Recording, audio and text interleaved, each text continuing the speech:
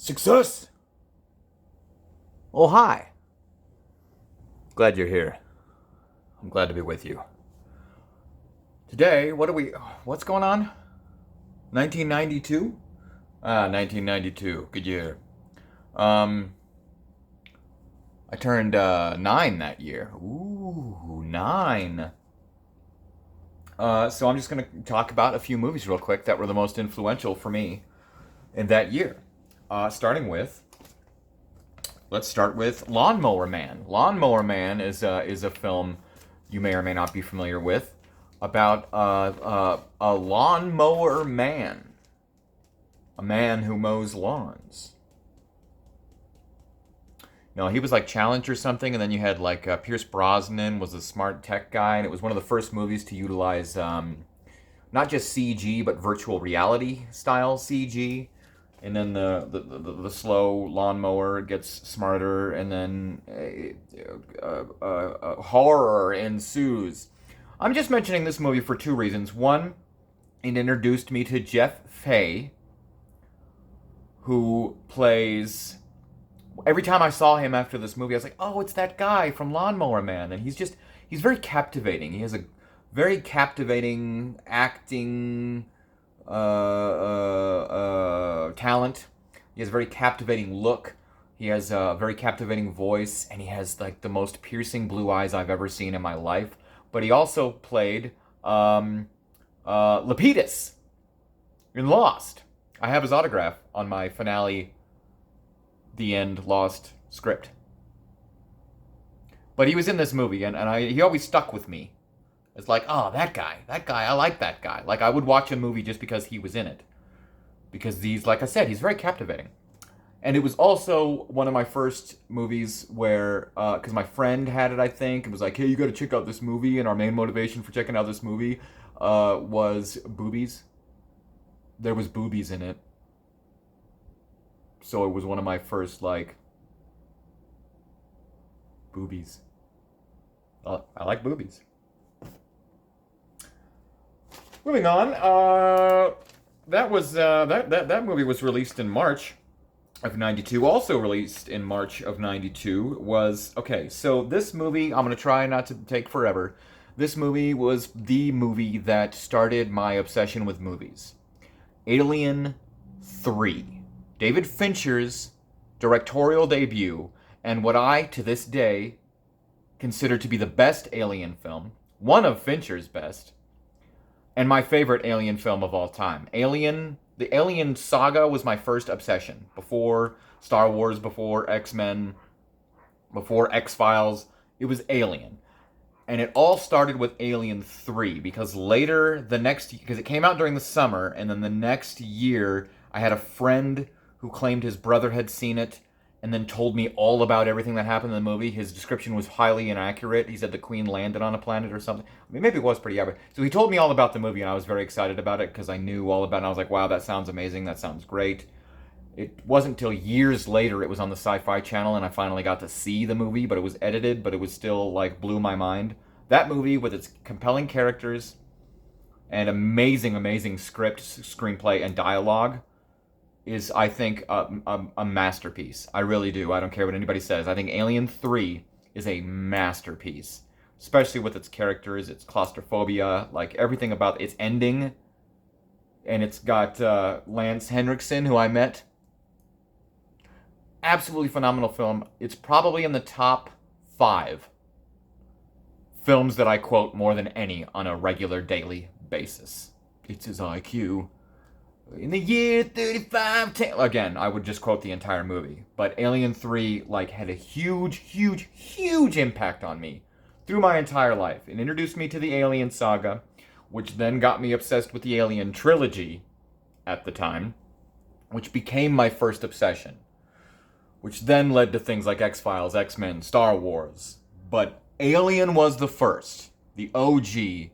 Alien 3, hearing about it from my friend walking to school in 4th grade,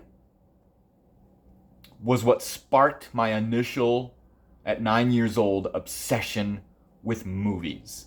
Which is why I have an Alien 3 pin from 1992 on my work jacket. Yeah.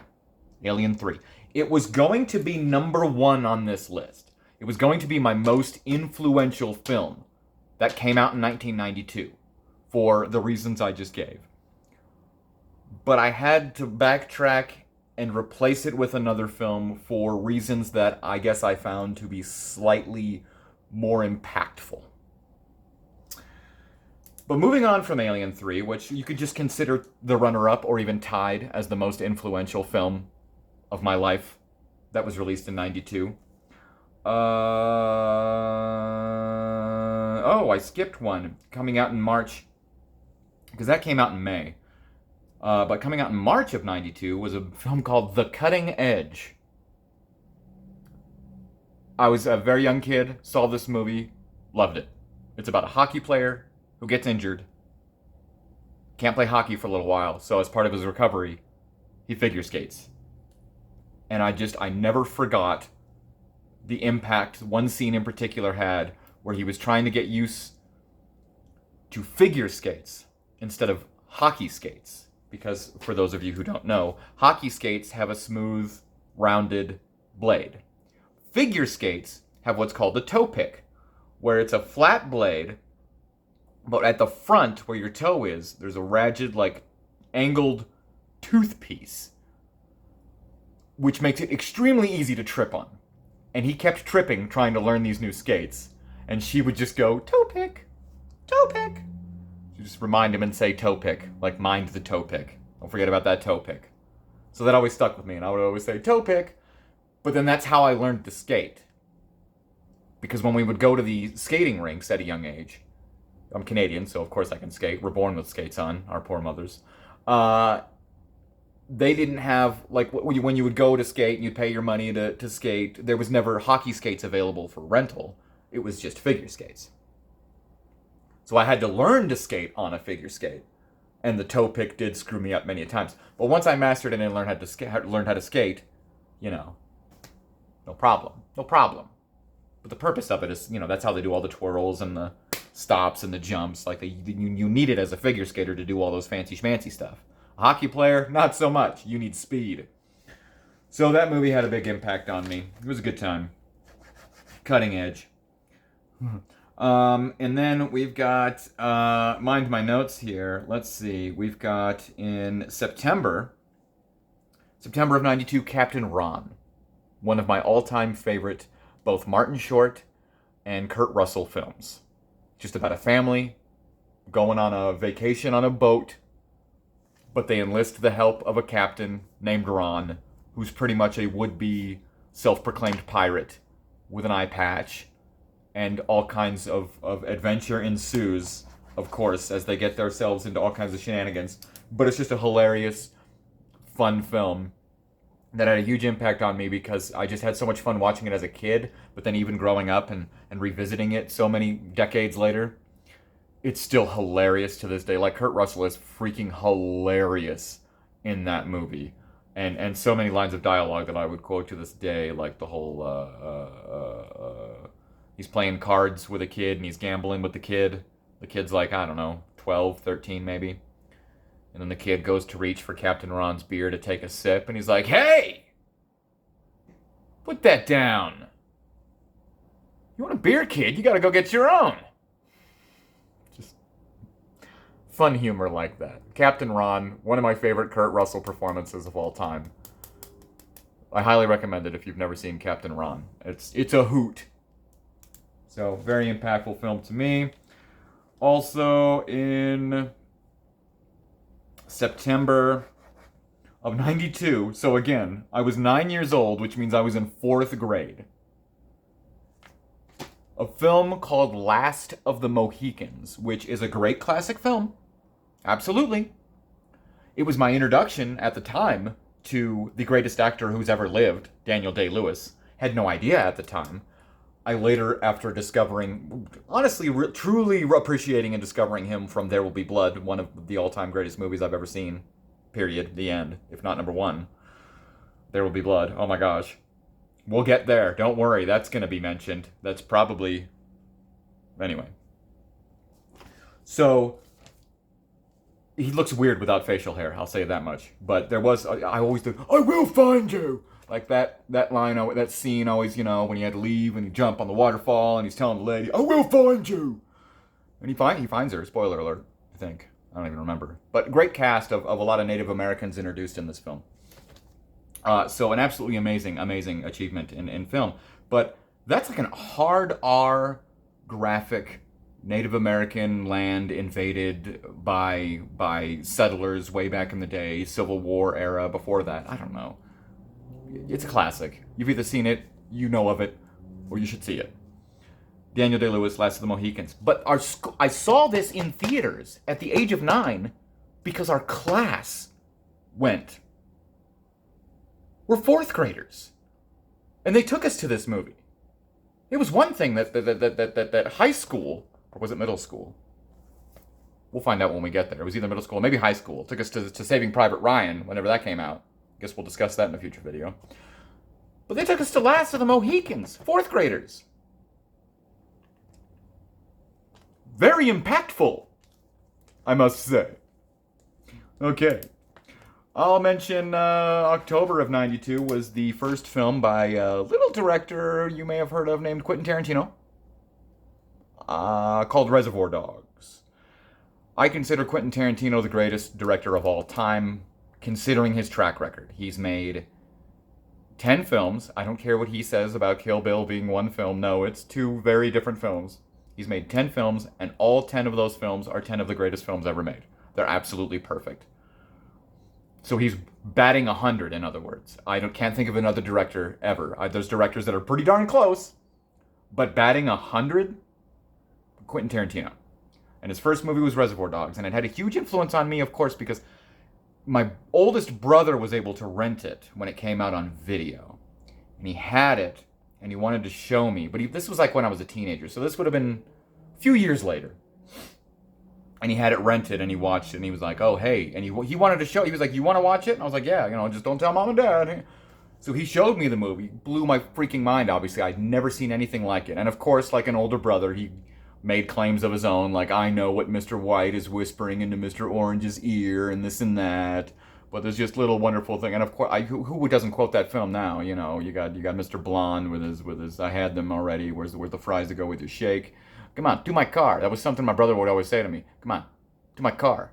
I promise you'll like it. And then of course it's a line from Mr. Blonde, yada yada yada. With many quotable lines. It's Tarantino, of course. There's many quotable lines, but it had a very strong impact as something my brother showed me.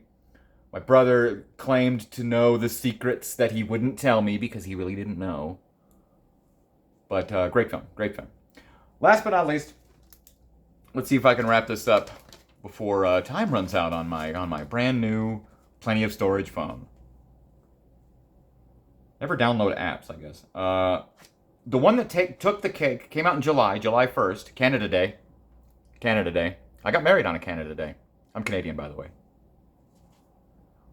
But Canada Day, this movie came out.